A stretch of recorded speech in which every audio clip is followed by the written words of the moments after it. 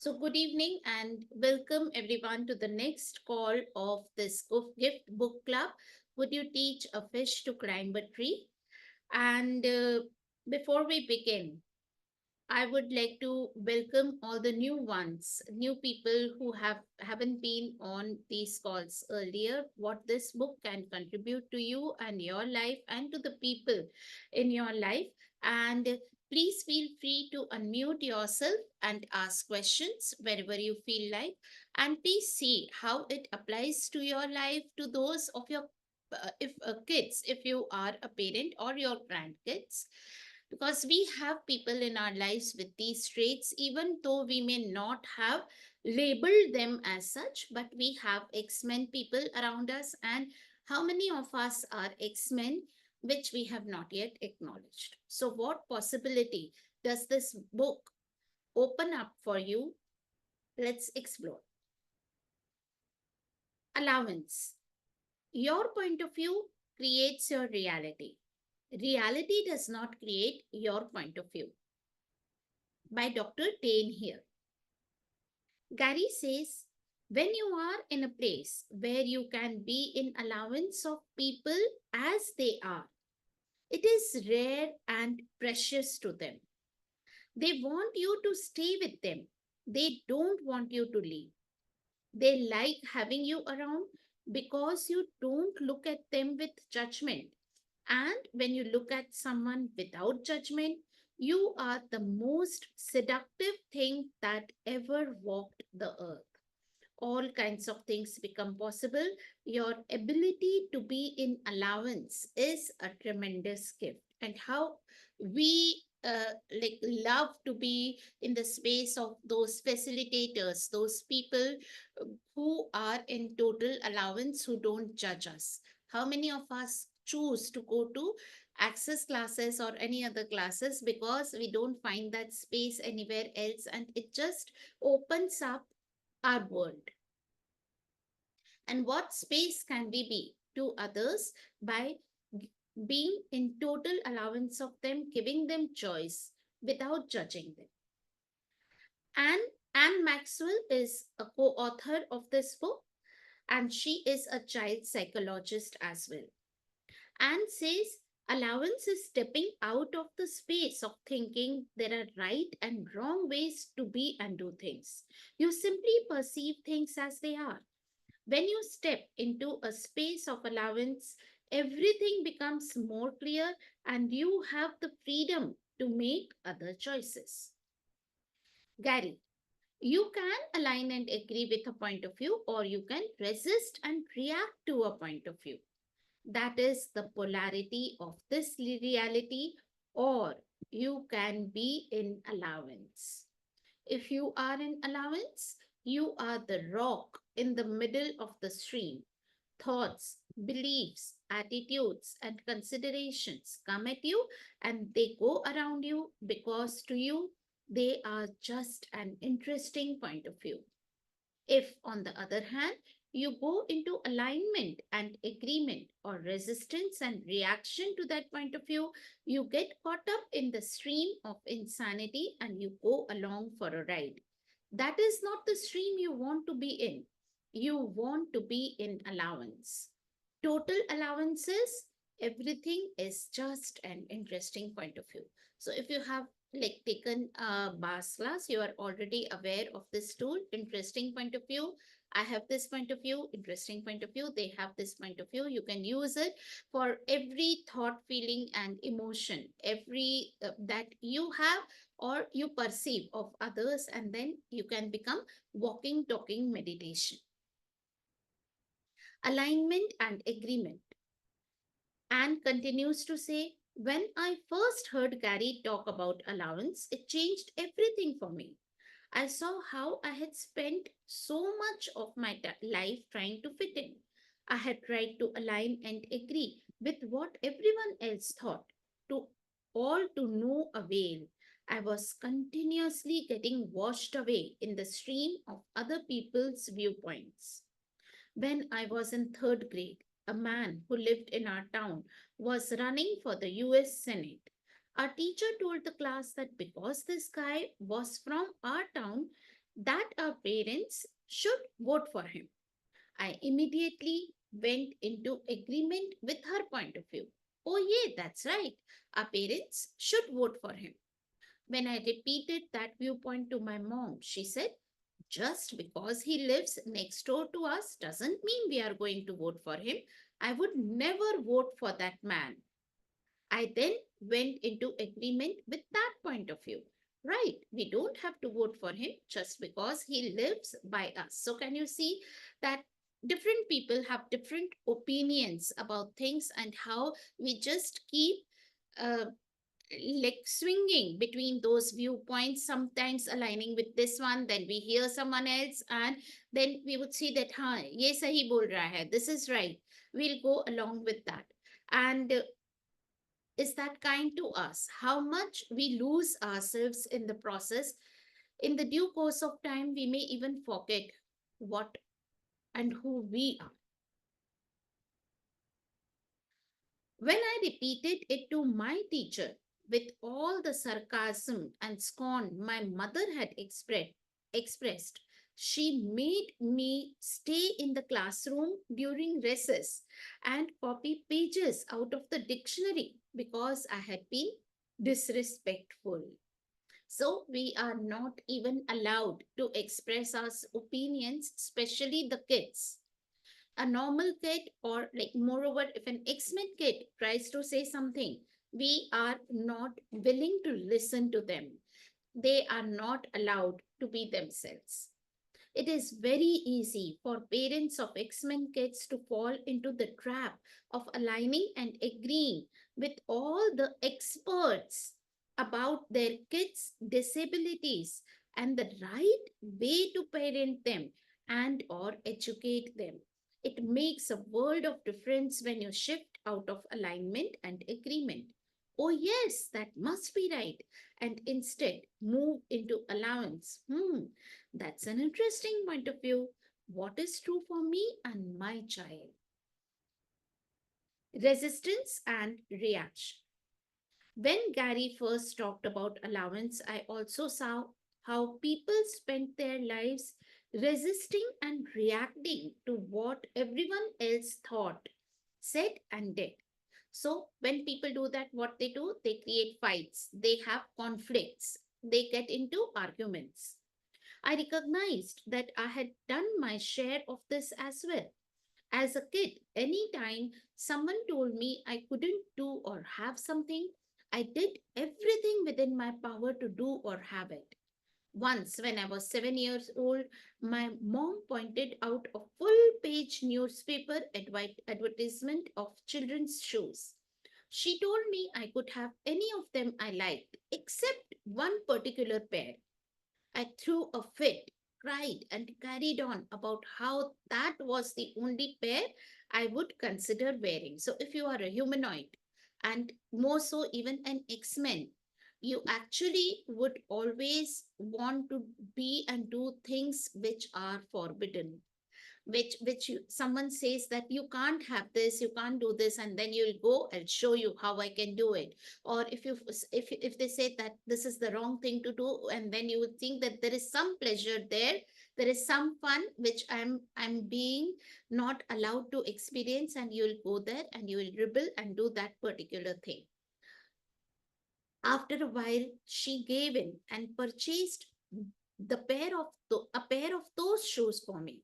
I learned years later that the forbidden shoes were the ones she wanted me to wear. So Gary's mother manipulated him to buy those particular shoes by just telling him that these ones you cannot have. And how much manipulation we can do with our kids or others by playing with this awareness.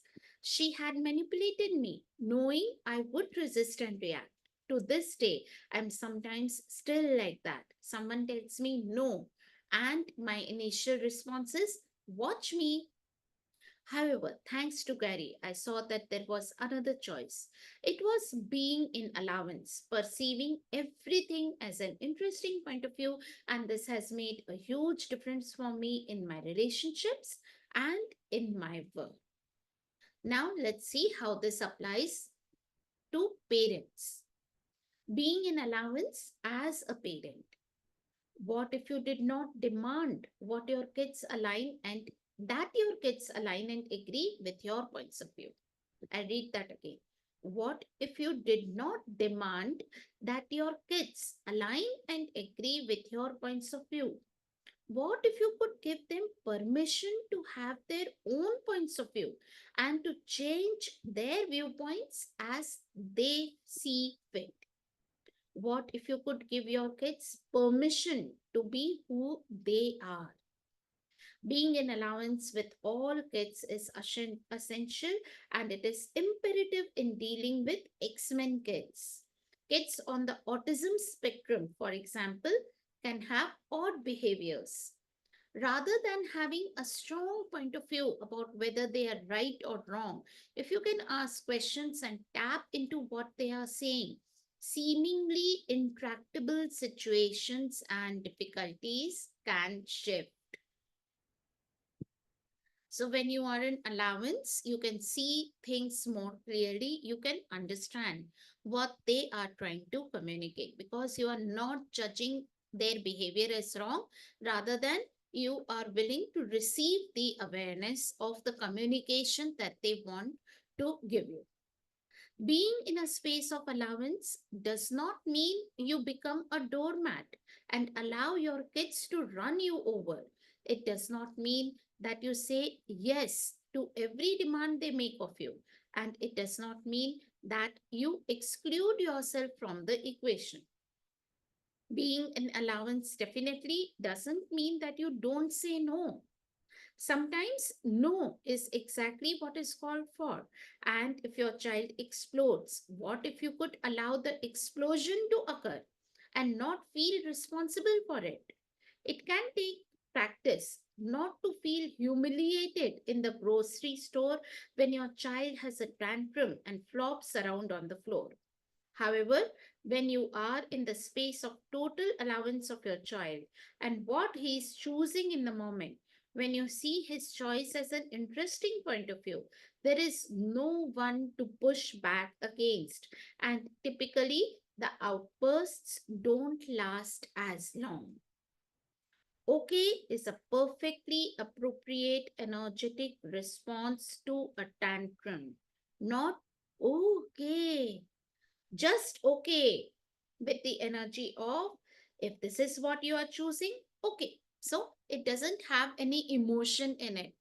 It doesn't have any charge attached to it. It's just that okay, I'm fine with whatever you are choosing. If you want to throw a tantrum, if you want to like just lie down on the floor at the grocery store, you can do that. I'm not giving in to your demands. Then if you have no judgment in your point of view, you will have no limitation on how your reality can show up because judgment is the great limiter. Anytime you take a fixed point of view about anything, you are creating an anchor that keeps you stuck where you are. So, anchor is the place where the ships are like they are anchor is used to hold the ships from sailing away into the sea. So it keeps it there itself, like it keeps it near the shore. So fixed point of view keeps you fixed. It keeps you fixed. It keeps you near the anchor. It doesn't allow you to move. When you don't have a point of view about the choices your kids make, it frees you up to ask questions and step beyond any preconceived notions you and others might have about what they are choosing. The point of view you take is always your choice. Changing it to something different because it works better for you is also your choice. You don't ever have to be stuck with the point of view you currently have about anything. So, when you make a point of view an interesting point of view and it's not fixed, it does not become your belief system. Actually, you can change it. It's flexible, and then you can like make a choice in every 10 seconds to pick up a point of view that works for you and creates the reality that you would like to have. When you go into allowance, you energetically allow kids to change their points of view. Recently, I facilitated a class that was attended by a mom and her 21-month old son, means around like less than 2 years old son. At one point, he picked up a very large, heavy water bottle they had brought with them, and tottering under its weight, he hoisted it up over his head to get a drink. There was just a tiny bit of water left in it, and instead of going into his mouth, most of the water went down the front of his shirt and onto the floor. He put the bottle down and said, "Mama, Mo." His mom looked at him and said, "Look, you have spilled it all over your shirt and onto the floor. No, you can't have any more water in the bottle." At that point, he did what he always does when his mom says no or tries to control him. He looked her in the eyes and screamed. I asked his mom, "Whose shirt is it anyway?" She smiled, relaxed, dropped her point of view, and said to him, "Okay, you can have more water in the bottle." Since mom was there, so Gary asked the mom to get into allowance of the child wetting his shirt. Since mom was involved with another class participant in a project, I offered to get more water for him. The water was very cold. I put about 3 fingers of it in the bottle and handed it back to him. There were ice cubes in it, and he could see them. He ran back to his mom, put the bottle on the floor, rubbed the front of his shirt. "No, mama, no, mama." He knew he didn't want any of that cold water on chest. He did not attempt to drink water out of the bottle then or for the rest of the weekend. Instead, he asked me to go with him to the table where the water was and pour some into a small plastic cup for him. As long as his mom had the point of view that he shouldn't drink out of the water bottle, his only choice was to push back and scream. The minute she dropped her point of view about all of that, he got to tap into what he would create by drinking the ice cold water out of the huge bottle. Ice water down the front of his shirt, and he chose something else. So actually, when you go into allowance of others, of their choices, it it gives them the space to change their choice, for them to choose something else. That doesn't mean, it doesn't ensure that they will choose something else, but then at least they can if you wish to. So, any questions on allowance before we move on to the next chapter?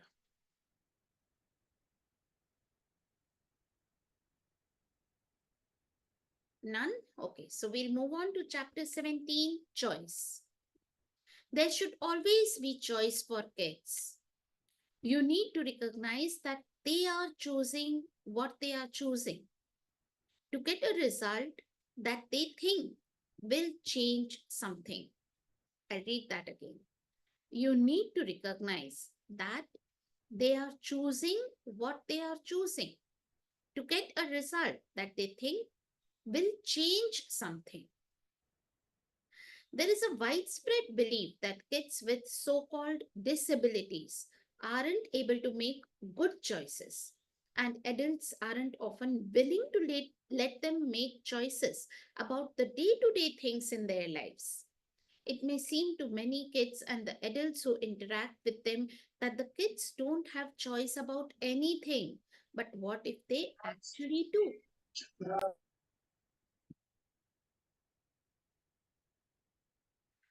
Hi, Vina. Kids actually make choices continuously.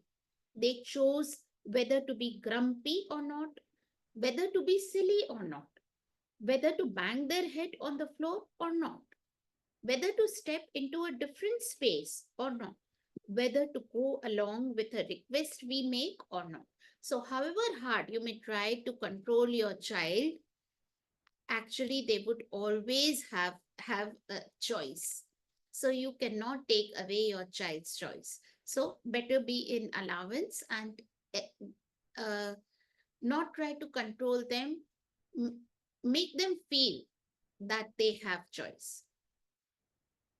When we are in the space of allowance of their choices, they get to tap into the energy of what they are creating, and they can continue to choose what they have chosen or to make a different choice. A friend who works with X-Men kids in the public school system points out that choice exists even in the midst of upsets and outbursts. She told me about one of her middle school age students with autism.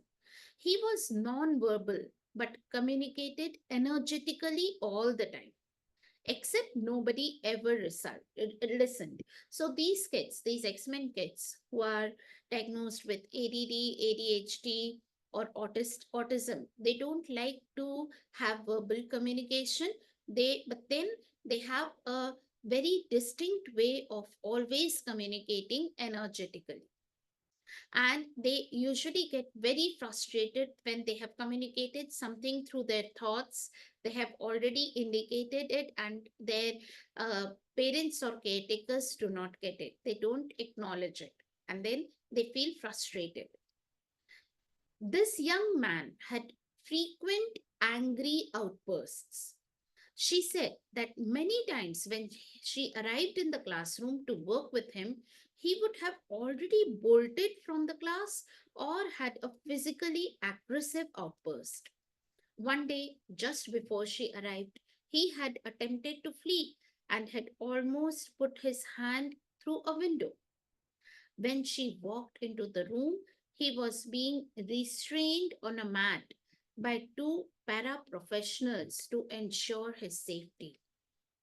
She looked at the student and said, "Hey, you are creating being more controlled.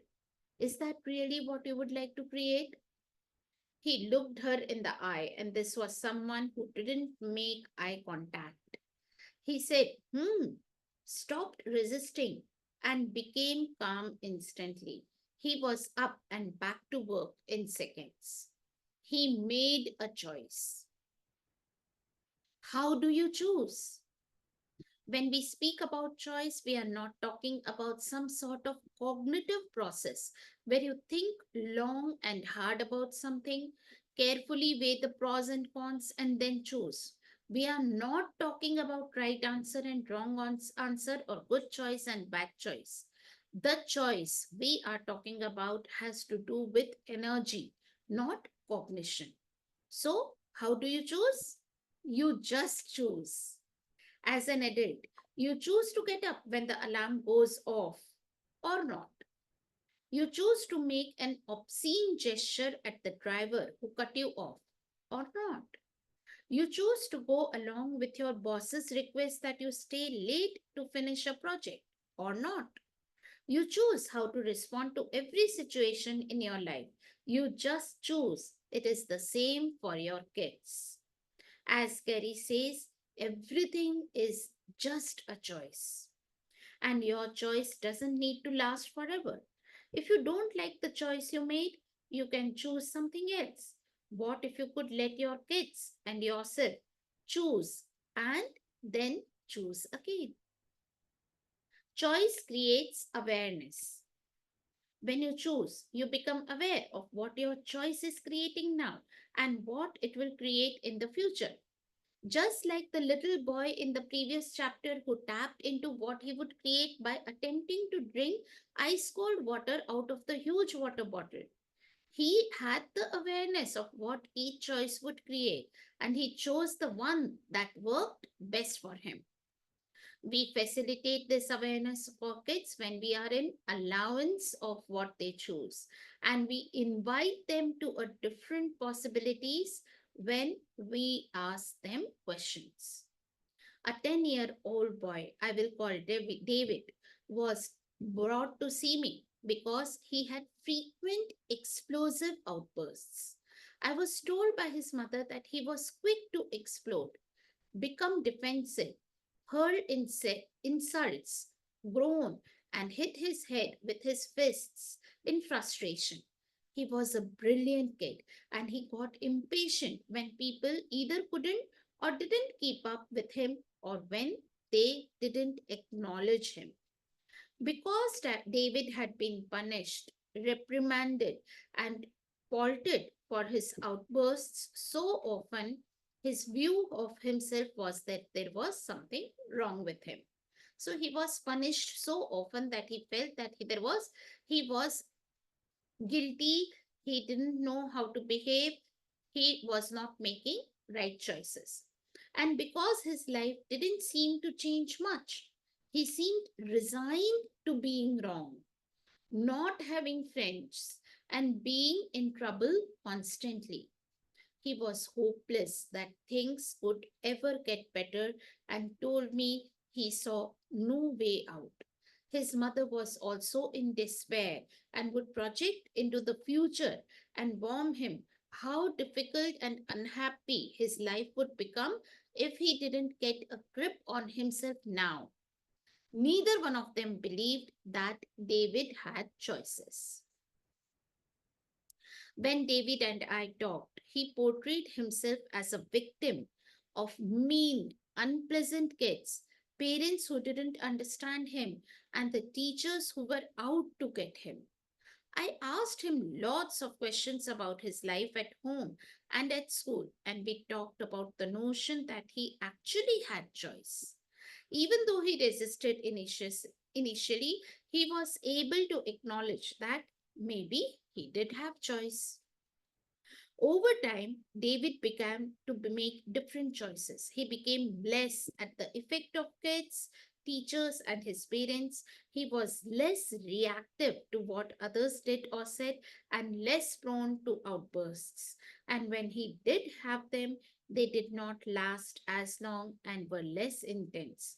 For example, if the boy who lived next door, one of his few classmates, was not able to play, instead of becoming upset, David was able to take it in stride and move on.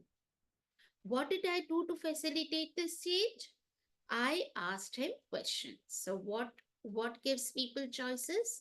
By when you ask them questions and the questions which are open ended.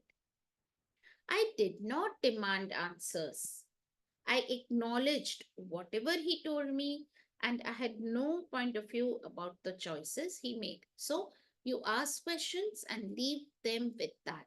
You don't demand that you answer me right now, or you have to tell me, you have to think about it and answer me tomorrow. It would just, when you just leave them with questions, they get their own awareness and eventually they find that space where they can make a different choice. A boy in David's class was his nemesis. This boy provoked him constantly, and David bought into it most of the time. One day, the boy talked a mutual friend of theirs out of inviting David to his birthday party. So this boy was kind of a bully, would keep provoking him. In my office, David plotted revenge. Unlike almost everyone in his life, I had no point of view about what he was going to choose to do.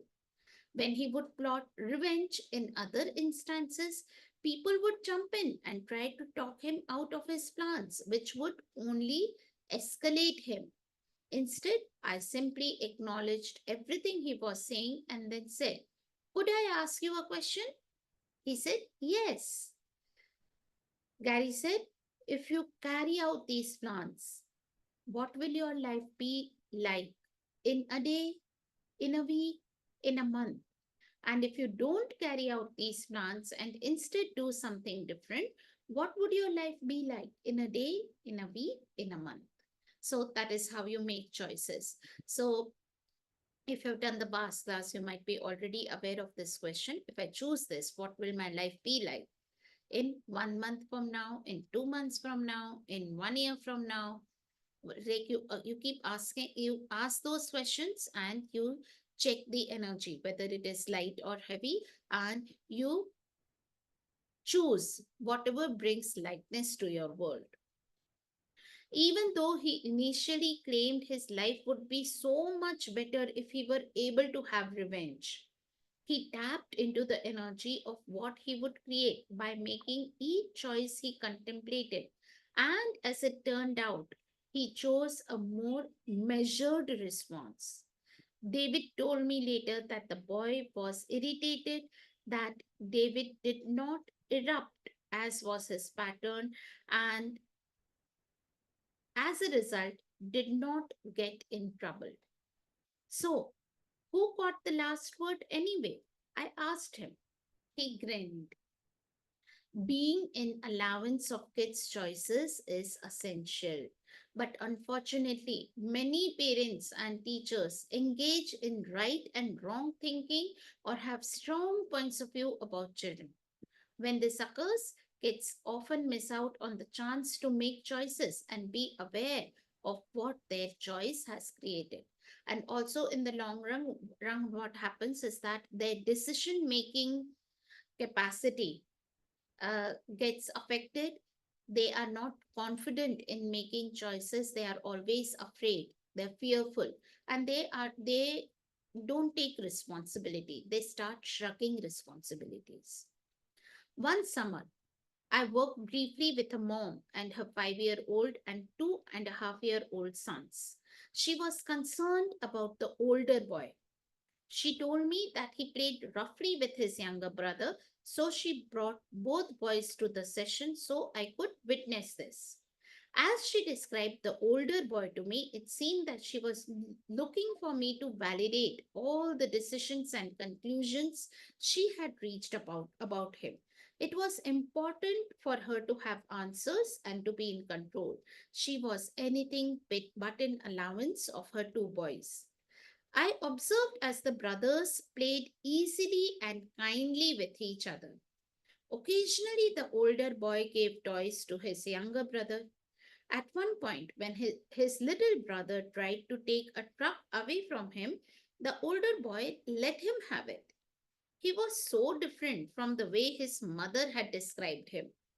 She said nothing when this occurred. It was as if she wasn't able to see beyond her decisions and conclusions. There was a step stool in the room, which the 2.5-year-old dragged over to the window. Mom started to stand up in alarm, worried that he might fall. I smiled at Mom and quietly asked her to stay where she was. I had no point of view about the little boy being on the step stool, as I was close to him and I knew I would be able to catch him if he started to fall. He turned around and looked at me. I smiled at him and remained still, energetically giving him permission to explore. Very carefully, he crawled up onto the stool and stood up. He turned around again with a broad smile on his face, and I applauded him. He then reversed his motions and slowly stepped back down onto the rug. From my point of view, he was demonstrating that choice creates awareness. He chose to climb up onto the stool, and in choosing, he knew that he could stand on the stool without falling. When he was given the space to choose for himself, he did, with full awareness of what that would create. Mom could have applauded him as well, but instead she was furious. She said he could have fallen. He is clumsy and he falls a lot. I can't believe you let him be so unsafe. She did not bring the boys back to see me again. That was her choice.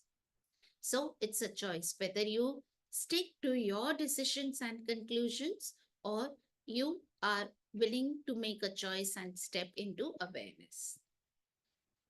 Any questions? Welcome, Veena and Yogini.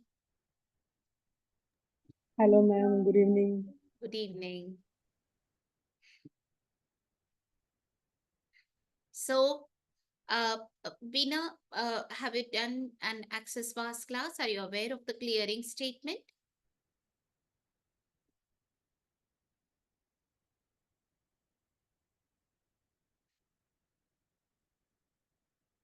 So, is there someone on the call who is not aware of the access clearing statement? Yes, I know. You know it. So, I'll skip chapter 18, which is about the clearing statement. Just I'll read one or two lines which I found interesting. What does clearing mean? Any responses? What do you think? What does clearing mean to you? What does clearing mean? Does anyone want to share their views?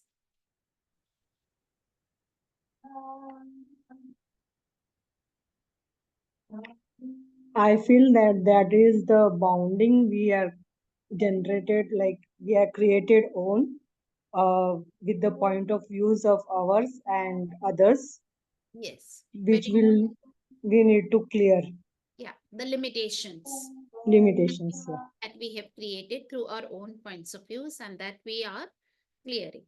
Yeah. And in general, what does cleaning and clearing means?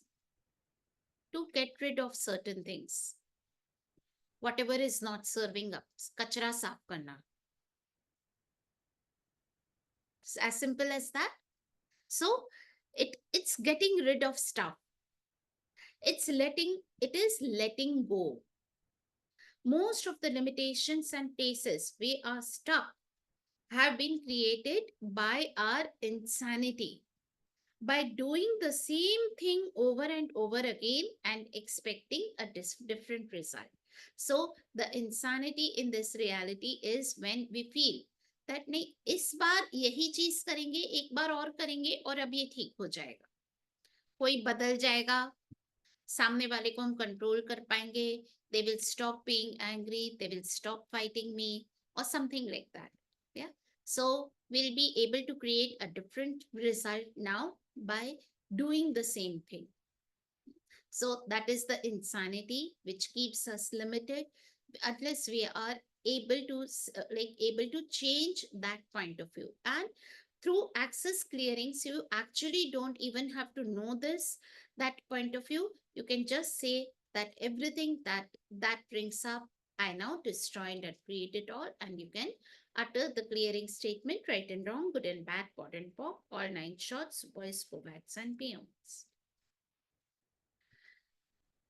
What is the value of holding on to everything I want to get rid of? So, if you are not able to get rid of certain points of views, certain limitations, you can ask, what is the value of holding on to everything I want to get rid of? Everything that is, I destroyed and create it all, right and wrong, good and bad, pot and pop, or nine shots, boys, poets, and girls. So, with that, we go to the next chapter 19. What is your role as a parent? What if you, as a parent, are perfect just the way you are? So, what if you could get into allowance of yourself also as a parent of an X-Men kid or otherwise, or even a caretaker, a teacher of any of in the of the kids? Parents often misidentify and misapply their role as parents to include things like having to know it all, having to provide kids with a list of rules and regulations, and having to control their behavior. Many parents believe other people will judge them based on what their kids do. And what if many people do judge you based on what your kids do? What if many people are incredibly judgmental and will judge you no matter what you say or do? And what if you didn't override your knowing in favor of someone else's opinion or judgment? Are you attempting to live the American or the Australian or the Italian or Indian or whatever it is dream where you are a really cool person who marries the perfect wife or husband, lives in the perfect house with a white picket fence, and raises the perfect kids who everybody loves and admires you for having? Would you give up being a cool person and start to be an aware person instead? Everything you have done to make yourself cool instead of aware, will you destroy and create it all? Right and wrong, good and bad, pod and pop, all nine shorts, boys, bobettes, and beyonds. Everything we have done to make ourselves cool instead of aware, let us destroy and uncreate all of that. Right and wrong, good and bad, pod and pop, all nine shorts, boys, bobettes, and beyonds. How much judgment do you have to do to determine whether you have a perfect life? A lot or a little? Megatons. Everything you have done to judge whether or not you are creating the perfect life you decided you were supposed to create, whether it is based on you and your relationship, your kids, the money you have, or the money you don't have, or anything else, or and anything you are doing to judge you for not creating the perfect life, will you destroy and create it, please? Right and wrong, good and bad, pot and pop, all nine shorts, boys, bobettes, and beyonds. Have you ever noticed that when you are doing judgment, you never come out on the winning side? Have you ever observed that you never judge you for being much greater than you are, or better than you are, or more wonderful than you are? You always judge yourself as less than. You judge you as more messed up than you are. You judge you as having more problems and all that sort of thing. Do you blame yourself for what you have decided is your kid's disability or what has been labeled a disability? Everywhere you have done blame, shame, regret, or guilt for your kids having this ability instead of a disability, will you now destroy and create it all? Yes, right and wrong, good and bad, pod and pop, all nine shorts, boys, bobettes, and beyonds. Would you give up being a problem as a reality? Thank you. Right and wrong, good and bad, pod and pop, all nine shorts, boys, bobettes, and beyonds. And would you be willing to see that your kids are not a problem, but a possibility? Especially if you have kids who have ADD, ADHD, autism, or OCD.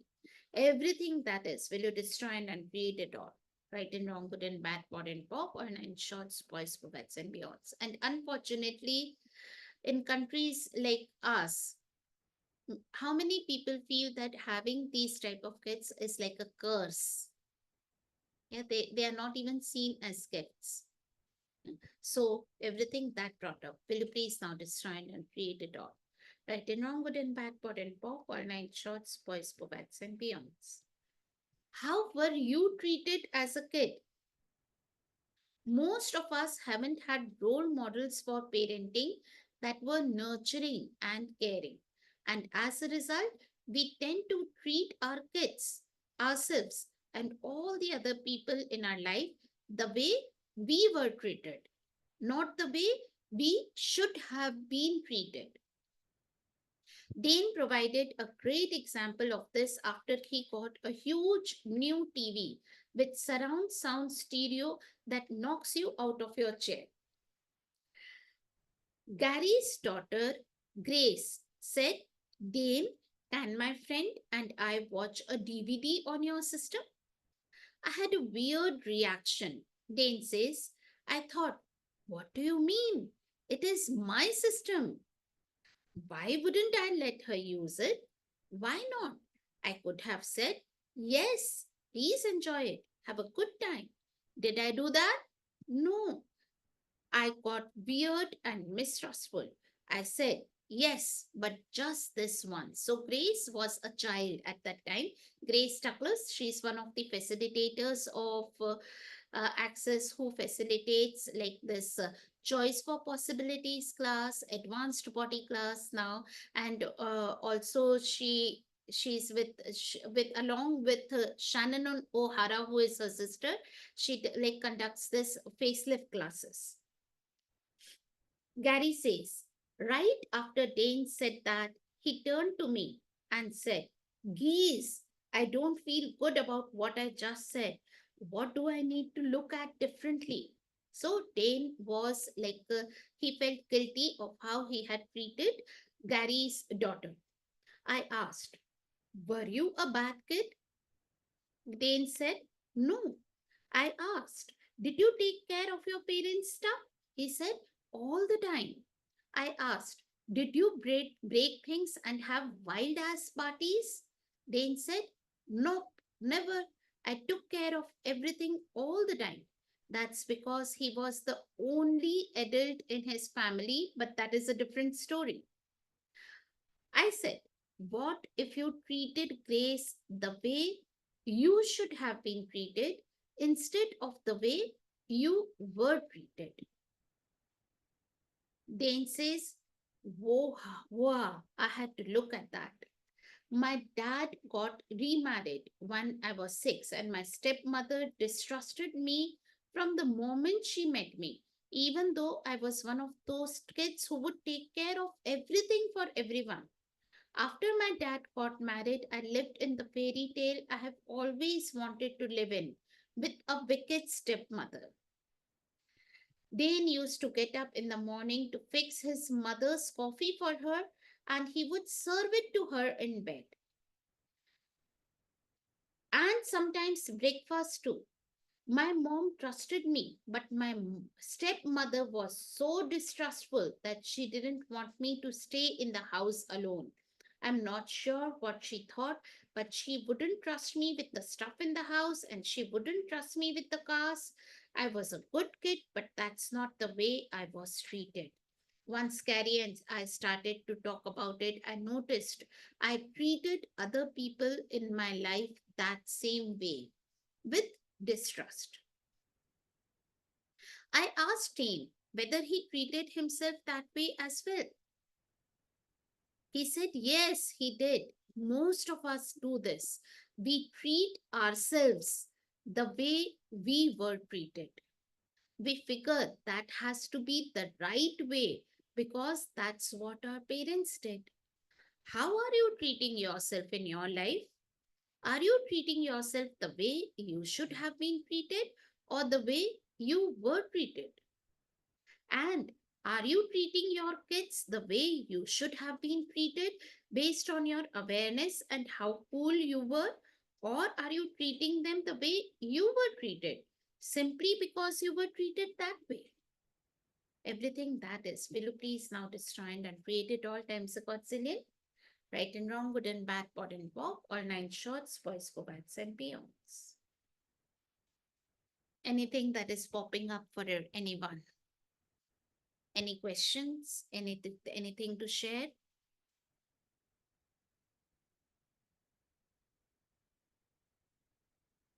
No?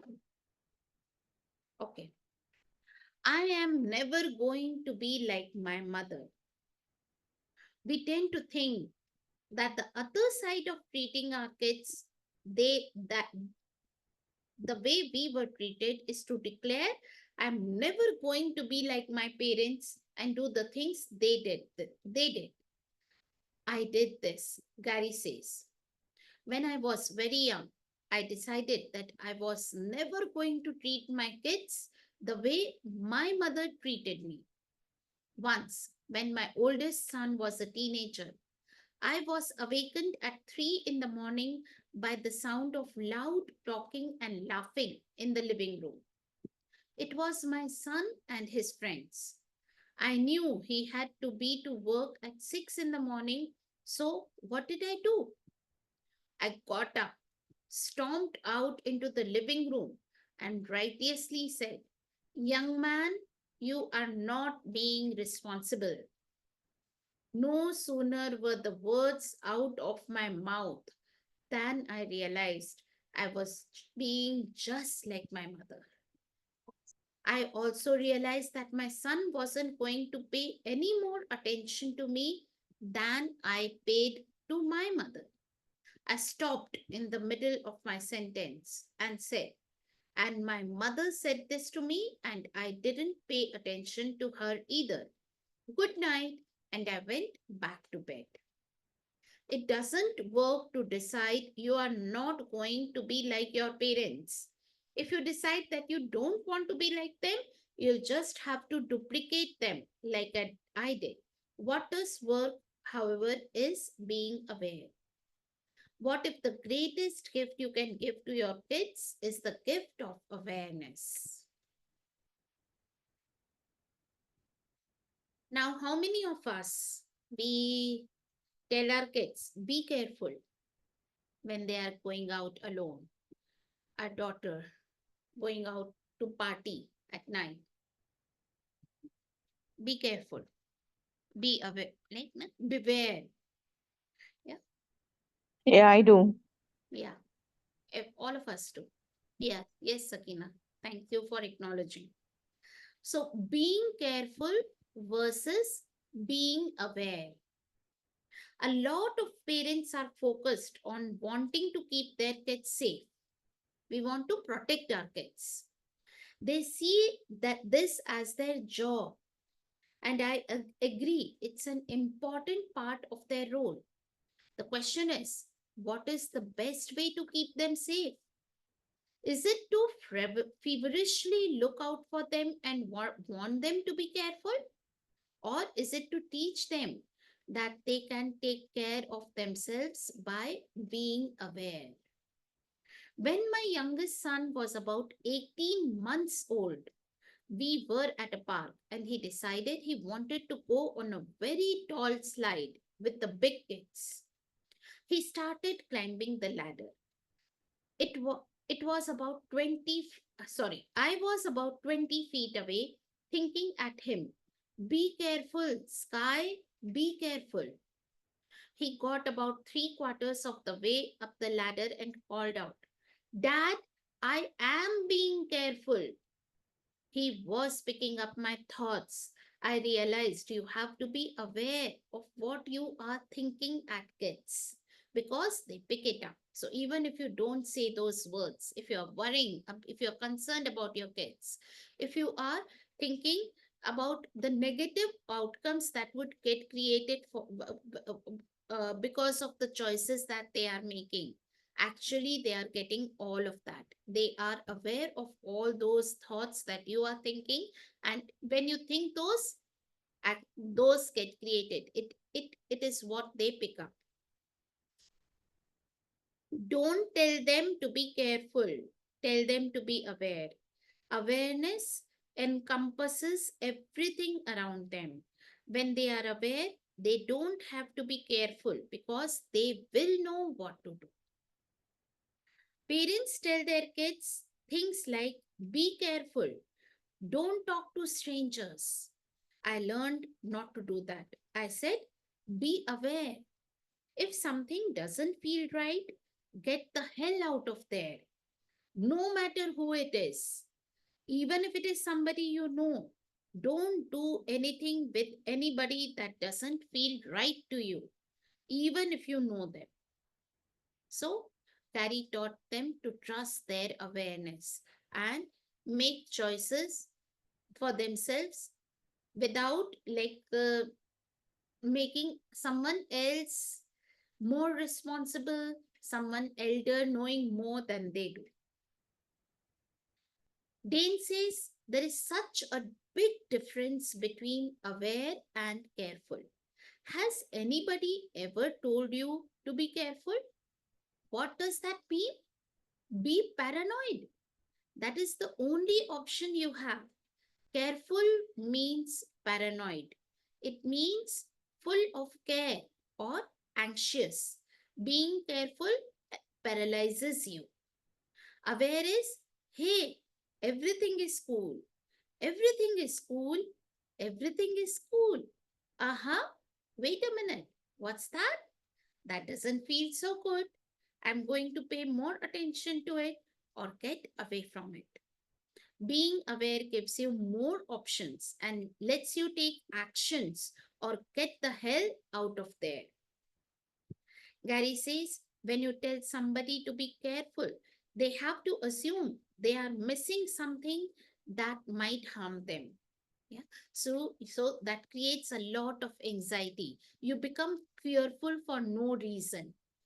You feel as if there is something hidden, there is something out there which you have to be careful about, which you have to take care of, and you don't know what it is. So you keep looking for that, and you miss out on all the fun. Fun, you are in constant fear, which you call as anxiety. They become nervous and paranoid. They figure they should have been able to see whatever is going on that made you fearful. The same thing applies with your kids. When you say be careful, they assume there is something they have missed and will always miss, and that they have no other choice but to miss it. After my ex wife and I divorced, she went to Mexico with my youngest daughter. Now, my ex-wife's wife is somewhat volatile. Dane says just a bit. She's kind of like a tornado, a hurricane, and an atom bomb put together with a candy coated shell. I'll be quiet now. Carry on. Gary continues. So, my daughter went to Mexico with her mother. She was about 16. One day, when I was talking with her on the phone, she mentioned that her mother was constantly telling her to be careful. She found it annoying and asked me about it. I said, "Honey, you don't need to be careful. You just need to be aware. You speak beautiful Spanish, but you don't understand every word that is being said. If you are aware, you will definitely get the energy of any situation and you will know when it is time to leave. If somebody wants to fool you, they will use words you don't understand. So don't be careful. Be in your awareness. Don't take care. Be aware. A lady told me a story about her son. She kept telling him to be aware. One day he was standing near a building in a city and he thought, I don't want to be standing here. I want to be standing over there. He moved, and then something fell off the building and crushed the sidewalk where he had been standing. If he had been being careful, he would have been looking around for who was going to get him. He wouldn't have been aware that he needed to move because something was coming down from above. So, everything you have bought yourself and everything you have locked into your body about being careful or through being careful, will you destroy and uncreate it and return it all to sender?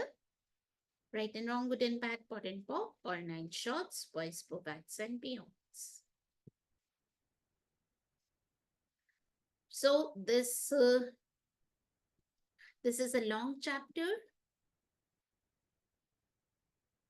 I'll just read one more para and then we'll stop there. Did you break the cement? The other thing is when your kids fall down, don't assume they have hurt themselves. Then run over to them and ask if they are all right. Pain is a creation, not a reality. I'll say that again. Pain is a creation, not a reality. When my kids would fall down on the cement, I would walk over and ask, did you break the cement? They would look up at me and say, no, and run off to play. No bruises, no scabs, no bumps. If I had gone over and said, oh no, are you all right, honey? They would have cried and gotten a big bump on their head. If you ask, are you hurt? They will always be hurt.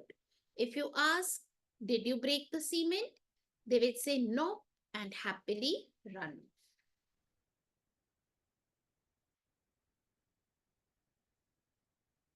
So, any questions before we close the call for today?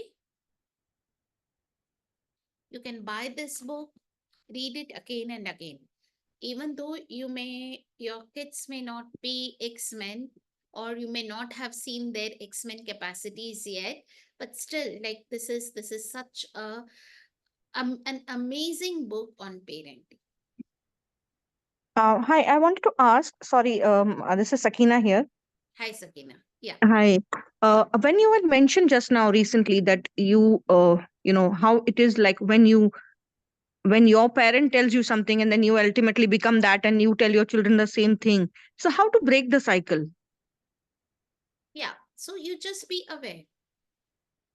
You just know Okay. that I'm now getting into that pattern, that same thing my where I had seen that this is what my one of my parents did. I'm falling into that same pattern. I'm doing all of that. Or you are saying you are resisting and reacting to it. You are just doing the same thing, though you had said that I'll never do it. Still, you will Hmm. fall into the same trap. So you are like, what would this create? What choice can I give my kids which I was not given? How can I make them more aware? What questions can I ask them over there instead of trying to control them and giving them advices But and I mean, conditions? at certain stage, at least now, I mean, I feel that they still, I need to tell them to be careful, but they are not available for that communication. I mean, I feel that even if you want to tell, they're not there to listen, or they're not there. So how to still make them feel, or trying to communicate our message, or is it like it just happens? It will reach to them naturally. First of all, Sakina, what we just covered was never ask them to be careful. When Hmm. when you ask them to be careful, actually you are creating paranoia and anxiety for them. Hmm. No, but even if you're saying, like how you're saying, okay, we should tell, not think about being careful, we should make them aware and tell them also to be aware.